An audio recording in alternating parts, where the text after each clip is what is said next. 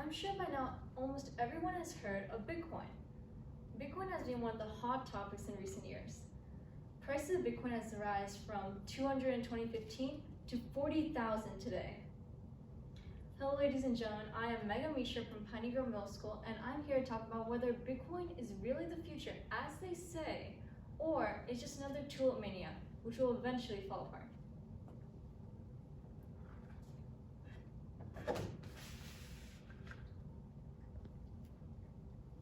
Before we talk about cryptocurrency, let's spend some time looking at how currencies have evolved over time.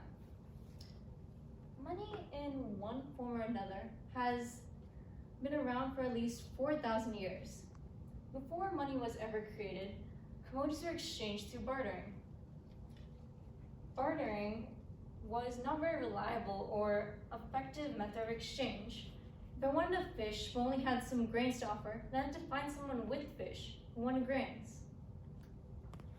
Now, just over 3,000 years ago, people in China and India were the first ones to invent metal coins, which was a great improvement from bartering. Metal coins were costly to produce, heavy, and in large quantities, which was very difficult to exchange. To avoid these issues, ancient Chinese put one of their most notable inventions to work, paper, and created the first paper currency, which we still use today. And in 1950, plastic cards were introduced to exchange money in electronic form, which you all know as credit and debit cards. In recent years, mobile payment has become one of the latest forms of currency, where we pay for services or products using our mobile phone, electronic devices, and tablet, or even a watch. But of course, that was not enough for us. We decided to come up with something called virtual currency. Virtual currency means you cannot see it, hold it, but you can use it reliably, which brings us to Bitcoin.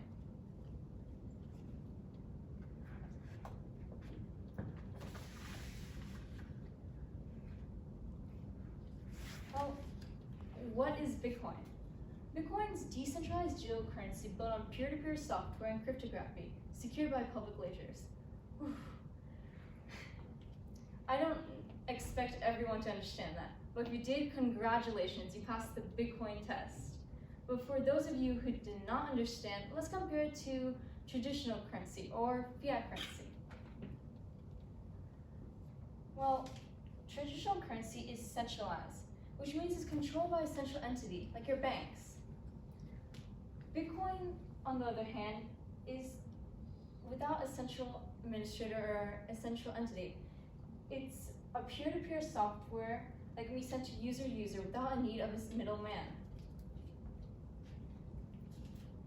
Traditional currency is controlled by the government. Slight change in government policies can change the value of a currency. Like it happened in India a few years ago.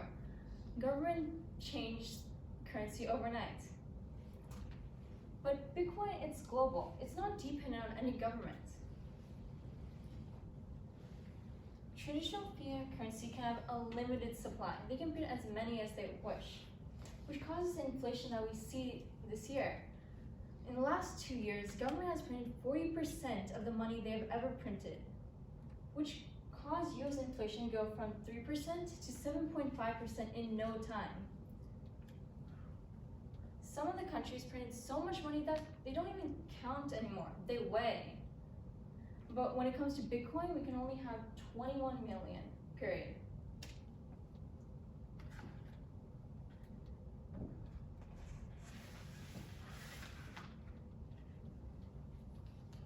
Well, what I really like about Bitcoin is their popularity. Bitcoin has many virtual currencies, but Bitcoin is known as the world's best virtual currency. Their technology. Bitcoin is based on blockchain technology, which can be used in many other ways. Its acceptance as currency. Many online stores like Microsoft, Expedia, Cheap Air use Bitcoin as a mode of payment. And global currency. Bitcoin can be used in any country, unlike traditional currency that needs to be exchanged from one currency to another. Ease of use. Bitcoin is really easy to send to your friends and family by just a click of a few buttons. Less transaction fees. Bitcoin transaction fee is a lot less compared to transaction fees through a traditional bank. Government acceptance, such as many developed countries such as US, Canada, and the UK, use Bitcoin as a mode of payment. El Salvador has actually become the first country in the world to make cryptocurrency, Bitcoin, a legal tender. And anonymity. Bitcoin can be sent anonymously, which means you don't even have to use your real name. And Million Maker. This one's my favorite one. If you had invested $1,000 in 2010, today you would become a millionaire. Obviously, I did not, because I was still learning how to walk.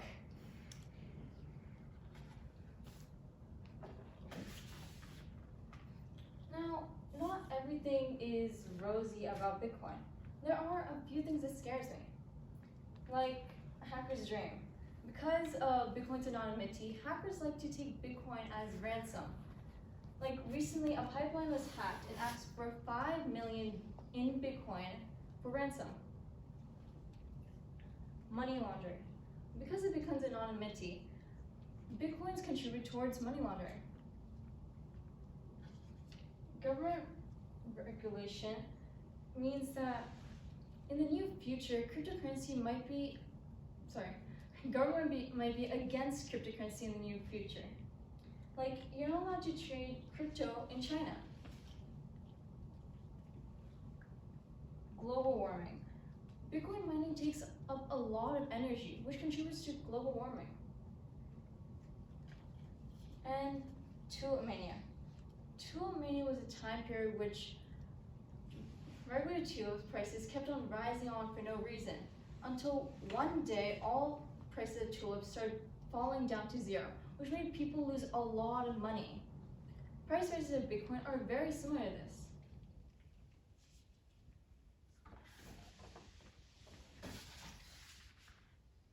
To conclude whether Bitcoin is the future or not, I would like to say it's actually way too early to say. If you think about the technology, the idea, how it's independent of a central entity, Bitcoin has a lot of potential. But of course, it needs to be controlled to some extent, where it's not used by bad people for bad reasons. It's certainly not a good idea to put all your money into Bitcoin, hoping to become rich in no time. Thank you for your time, and I hope you have a wonderful day.